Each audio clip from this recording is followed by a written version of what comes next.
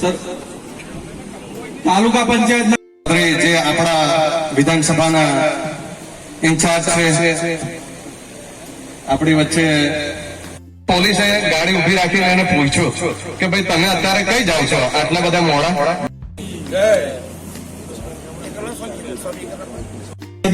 રાજદીપસિંહ યાદવ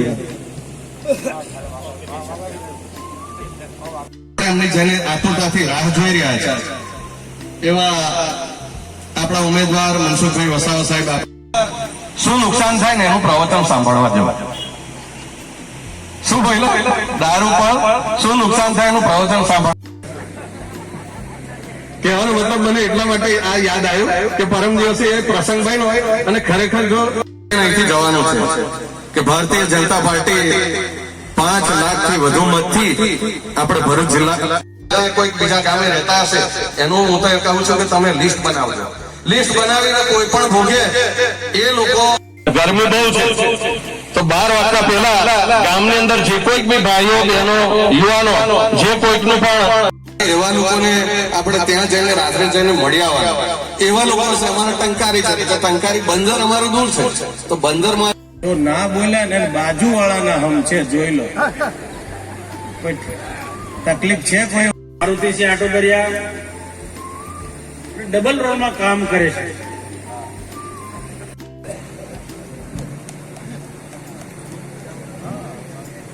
જિલ્લાના ઉપપ્રમુખ પ્રતાપસિંહ પરમાર, એપીએમસી ના ડિરેક્ટર ના જાય જાય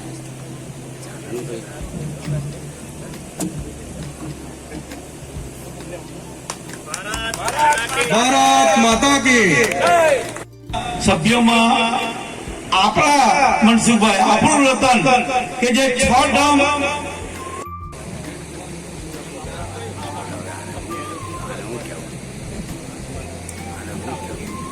પાછળ આવજો.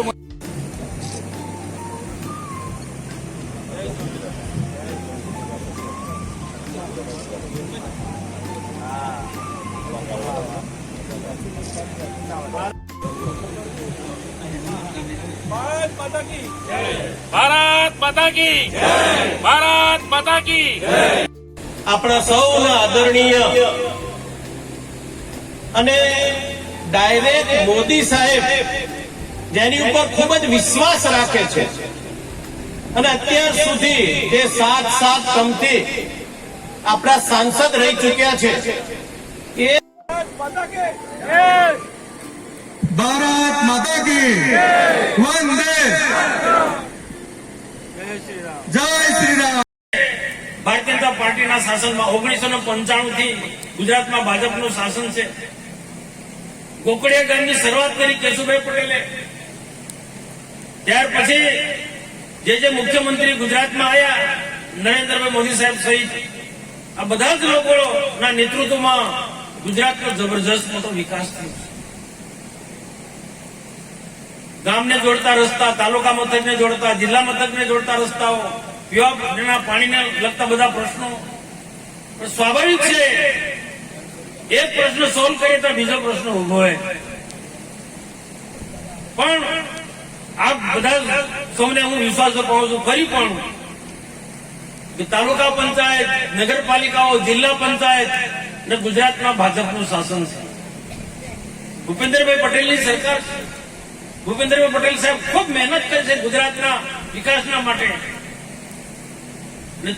એવા દેશના પ્રધાનમંત્રી નરેન્દ્રભાઈ મોદી સાહેબ પણ